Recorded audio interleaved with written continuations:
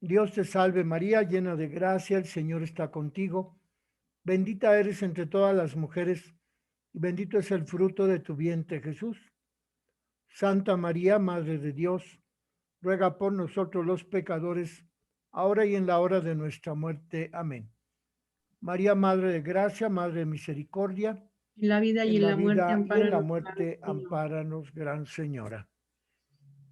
Entonces ayer estuvimos mirando lo que dice el texto del Evangelio de San Juan acerca del esquema de revelación que tenemos en el momento de la crucifixión, según ese relato del capítulo 19, versos del 25 al 27 del Evangelio de San Juan. Y ahí veíamos que ese esquema de revelación consiste en 3 pasos. Uno, el primer momento; segundo, el segundo momento; tercero, el tercer momento. En el primer momento, el personaje dice, o ve más bien. En el primer momento, el personaje del relato ve. En el segundo momento, ese personaje dice algo a otro personaje, que es el tercer momento, en el que el esquema de revelación se lleva a cabo. Y ese esquema de revelación es importante por lo que no dice. Es decir, que en esos 3 pasos lo que encontramos es el esquema por el cual comprendemos que el autor de ese relato quiso decirnos algo en el nivel espiritual, de modo que lo que nos dice el relato es la estructura literaria sobre la cual el autor del relato nos quiere dar a entender algo más importante, algo elevado, algo espiritual. En el caso del texto de San Juan, pues lo que Jesús ve a la Virgen y le dice, mujer, ahí está tu hijo. Y en el segundo caso, pues también Jesús ve a Juan y le dice, Juan, ahí está tu madre. Y se cierra el esquema de la revelación diciendo que el discípulo amado recibió a la Virgen en su casa. Todo ello es el esquema estructural del relato, del género literario, del esquema de revelación. Pero ahí encontramos que lo más importante de ese esquema de revelación es que nos dice que nosotros, todos los que estamos representados por San Juan Evangelista, pasamos a formar parte de los hijos de la Virgen Santísima. Y eso no se dice explícitamente en el relato, sino que es la conclusión espiritual, elevada, oculta, misteriosa del esquema de revelación que encontramos en ese capítulo 19, versos del 25 al 27 del Evangelio de San Juan. Y hoy pasamos a ver el tema de el Magnificat, en el que también encontramos las cualidades que San Lucas propone acerca de la Virgen María. Dice que San Lucas escribe el relato del Magnificat enseguida de la alabanza que Isabel le dice a María. Le dice, bendita tú entre las mujeres, bendita tú que has creído, porque lo que se te ha prometido se cumplirá. Y después de esa frase que en el relato de San Lucas es puesta en la boca de Isabel, la Virgen Santísima da su himno, su cántico, el Magnificat, su acción de gracias. Y en ese cántico encontramos que eso que hizo la Virgen María de darle gracias a Dios porque la eligió para ser madre, esa misma forma de agradecer con un cántico, la encontramos en otros pasajes del Antiguo Testamento, o al menos ese cántico responde a la espiritualidad de la Madre de Jesús. Contiene los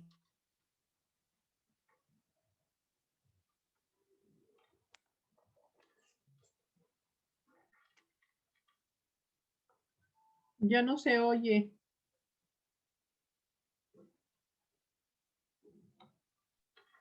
Ya no se escucha, Fray.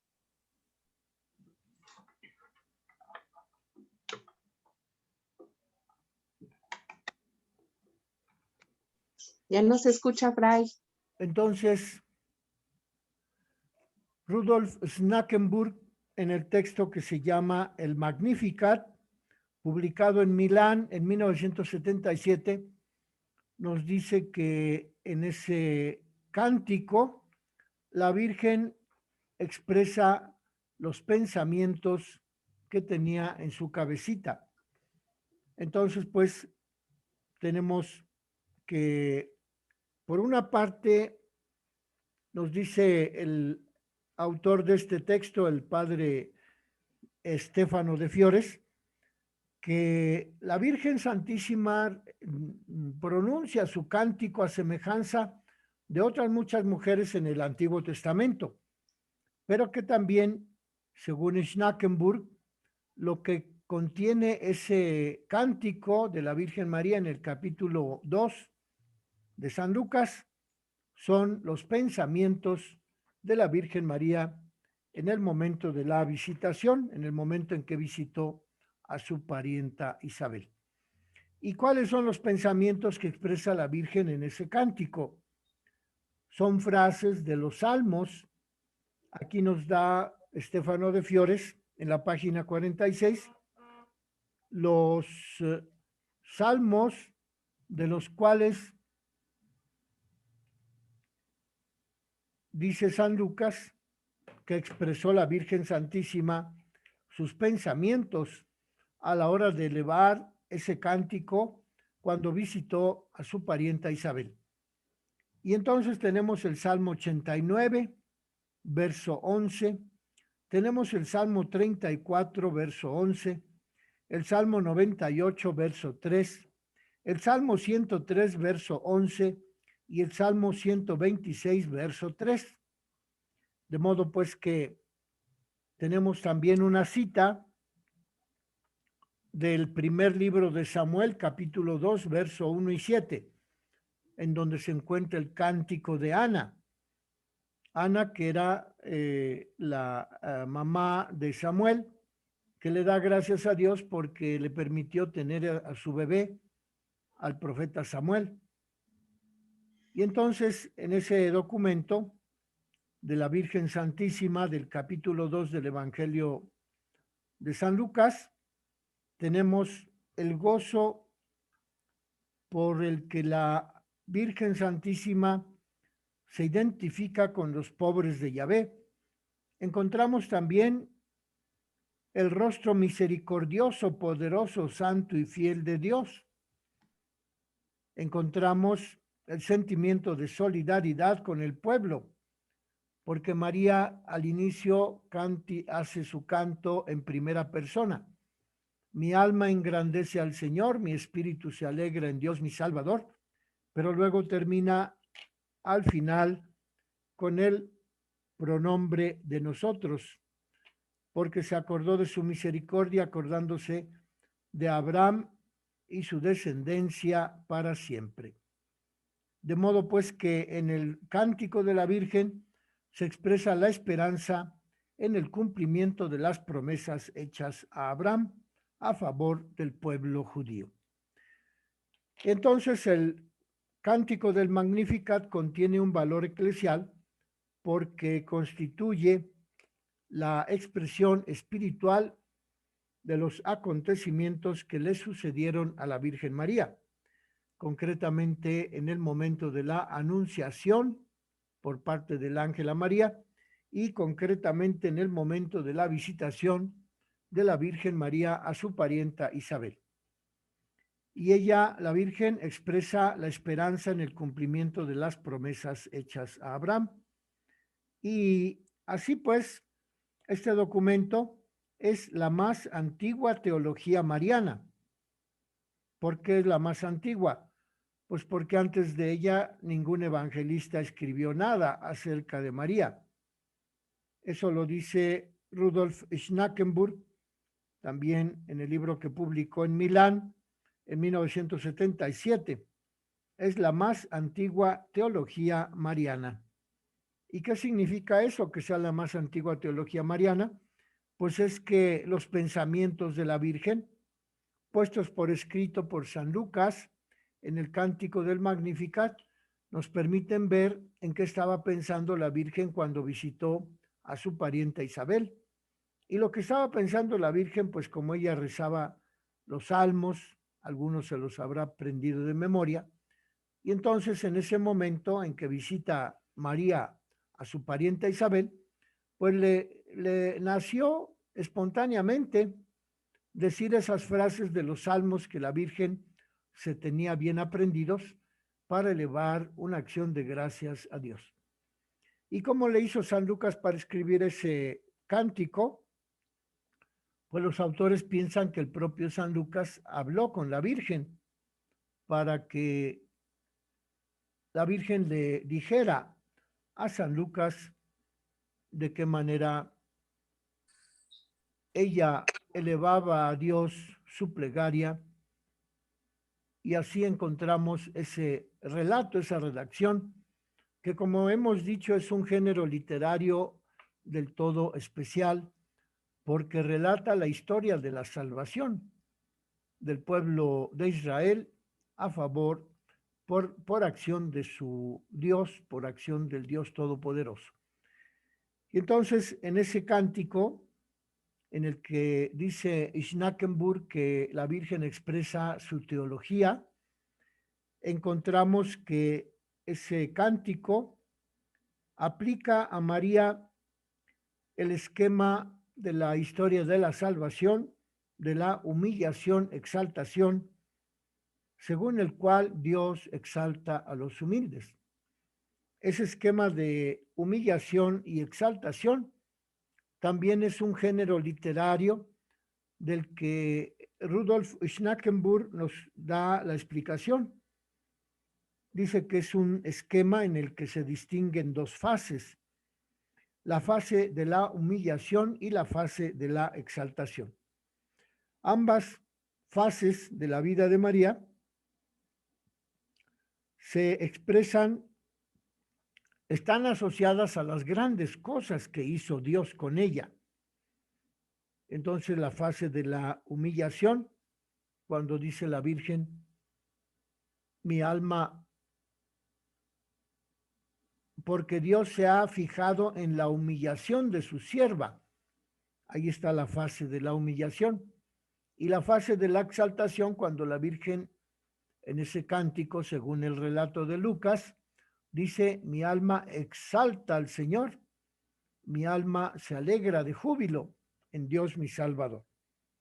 De modo pues que dice Schnackenburg que en ese cántico la Virgen expresa la fase de humillación, que es el momento en el que manifiesta la Virgen su estado social bajo, porque ella es una mujer de Nazaret, es pobre, es despreciada, sin consideración ante el pueblo.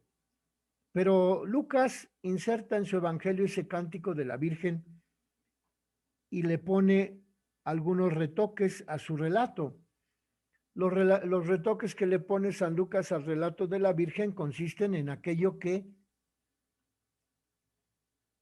es propio de la Virgen, cuando se aplica a sí misma los párrafos de los salmos que utiliza para decir, como un cántico, como una poesía, como un elemento literario, su agradecimiento a Dios porque ha sido elegida para ser madre de Dios.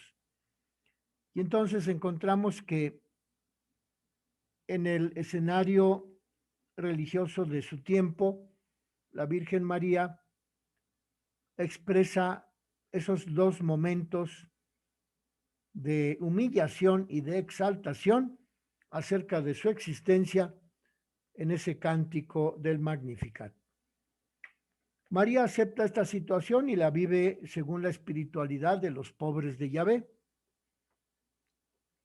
Se proclama sierva del Señor, y así expresa sus actitudes de fe, de disponibilidad a cumplir la palabra de Dios, de alabanza de Dios, de esperanza en el cumplimiento de las promesas divinas y su actitud de silencio meditativo. Veamos pues en qué consiste la actitud de fe de la Virgen en ese cántico. Pues cuando le dice al ángel, aquí está la sierva del Señor, que se cumpla en mí según su palabra. La disponibilidad, pues también es esa frase que dice, aquí está la sierva del Señor. La alabanza de Dios cuando dice, mi alma alaba al Señor, mi espíritu se goza en Dios mi Salvador. Y al final del cántico cuando dice, porque acudió a Israel su siervo, acordándose de su misericordia, como había prometido a Abraham y a su descendencia por siempre. Es el cumplimiento de las promesas divinas a Abraham, de las que María en su cántico hace mención para que este recuerdo de lo que Dios hizo en favor de Abraham forme parte de la alabanza que la Virgen María expresa en su cántico en el capítulo 2 de San Lucas. Y entonces, la división que marca el paso de la humillación a la exaltación está constituida por el cambio de situación, porque Dios interviene en la historia del hombre, en la historia humana, para realizar cosas grandes. La expresión recuerda la liberación de Israel, que queda libre de Egipto en el Éxodo, y también recuerda la liberación del pueblo de Israel, que queda libre de la esclavitud de Babilonia. Y también recuerda el socorro ofrecido al pobre oprimido, como nos lo relata la parábola del buen samaritano. Y así, para María, las cosas grandes que Dios ha hecho en ella son la maternidad, en la que ella asume la responsabilidad de ser madre del Hijo de Dios, y de esa maternidad le hablaron a la Virgen tanto el ángel Gabriel como su parienta Isabel, porque su parienta Isabel le dice, ¿a qué debo yo que la madre de mi Señor venga a verme? Entonces, pues ahí Isabel está reconociendo la maternidad de María.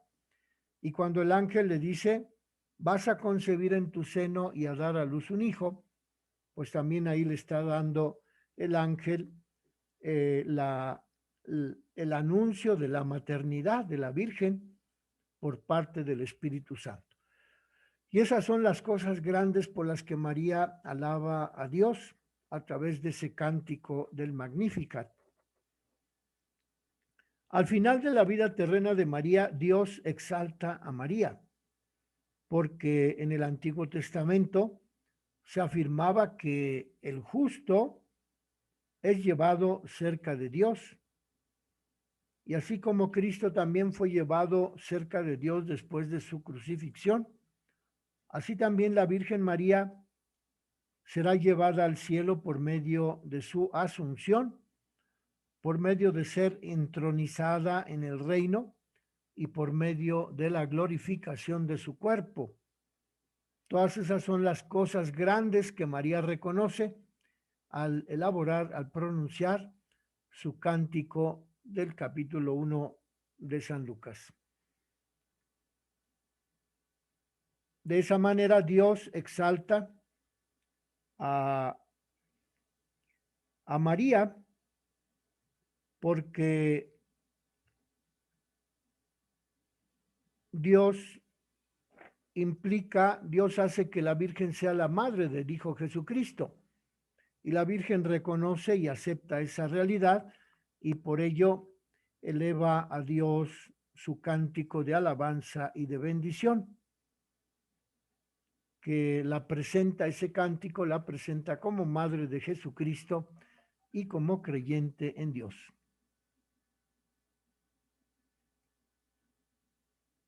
Bueno, pues eso es lo que dice Estéfano de Fiores acerca del Magnificat.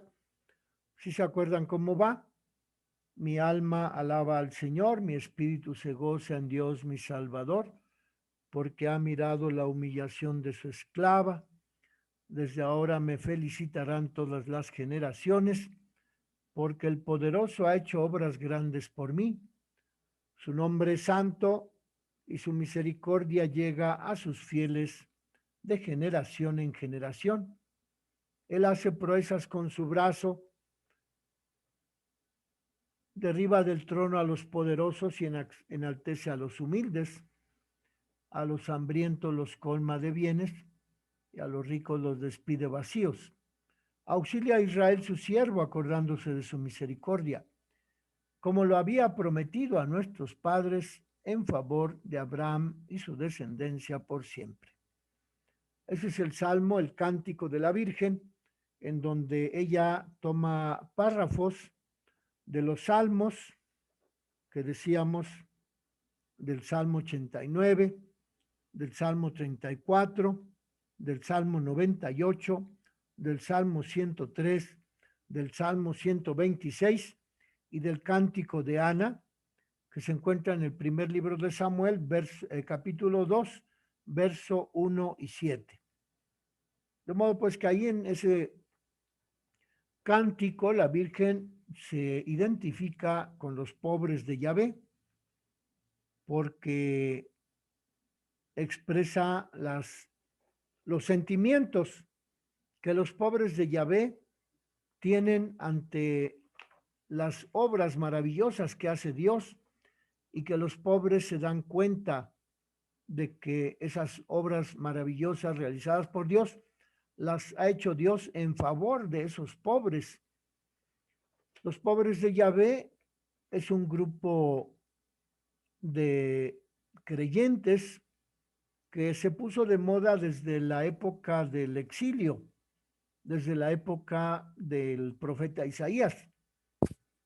En práctica, el profeta Isaías es quien introduce ese término, los pobres de Yahvé o el resto de Israel. ¿Qué cosa significa el resto? Pues el resto es toda la gente que quedó en Jerusalén después de que los babilonios llegaron a Jerusalén e hicieron presos a todos los hombres en edad productiva, digamos entre los 18 y los 50 años de edad, y los babilonios se llevaron a todos los varones en edad productiva, se los llevaron como esclavos a Babilonia.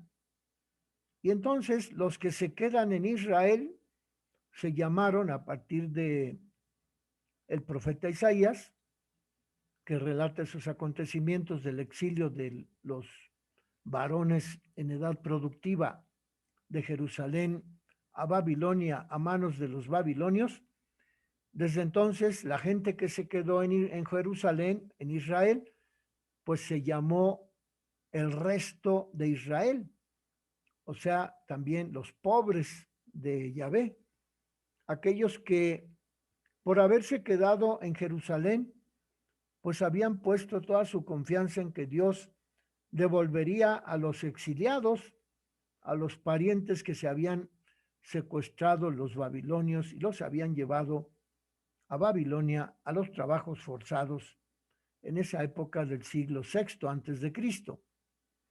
Desde el siglo VI antes de Cristo hasta el Cántico de la Virgen, que como hemos dicho, lo redactó San Lucas después de platicar con la Virgen hacia el año 70, pues pasaron más de 6 siglos, pero a lo largo de esos 6 siglos el grupo de los pobres de Yahvé se mantuvo activo con la esperanza fija en que Dios haría retornar a los esclavos, a los que habían sido liberados, a los que habían sido atrapados, secuestrados de Jerusalén y se los habían llevado los babilonios allá a su reino, a Babilonia, para someterlos a trabajos forzados.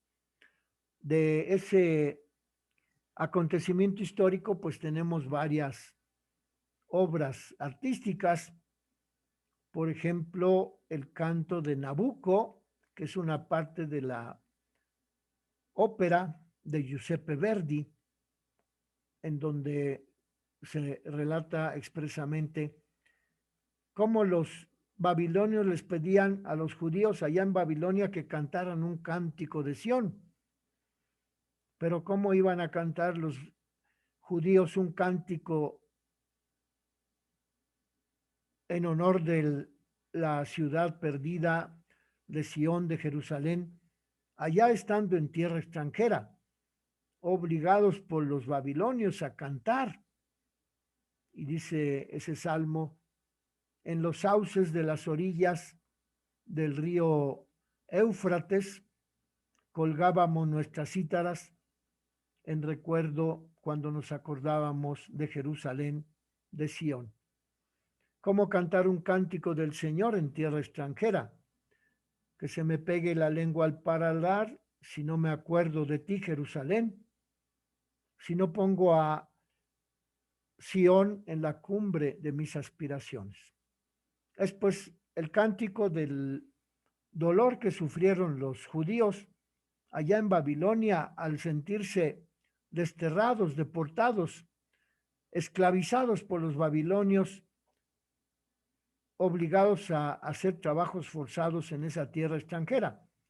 Y todo esto para decir que el grupo de los que se quedaron en Jerusalén se llamaron a sí mismos el resto de Israel, el resto que había quedado en Jerusalén, porque los babilonios se habían llevado secuestrados a los hombres, a los varones en la edad productiva, digamos entre los 19 y los 50 años de edad.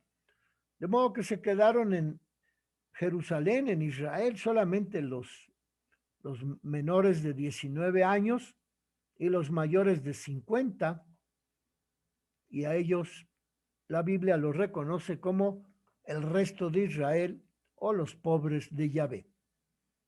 Y desde entonces, pues también la Virgen se suma a ese grupo de pobres de Yahvé, porque ella expresa los mismos sentimientos que expresaban esos judíos dejados en Jerusalén después de que los babilonios se los llevaron como esclavos a Babilonia. Y dice aquí el profesor de Fiores que las actitudes espirituales de las personas piadosas, entre ellas la Virgen María, pues eran las actitudes de gozo, las actitudes de solidaridad y las actitudes de esperanza en las promesas hechas a Abraham.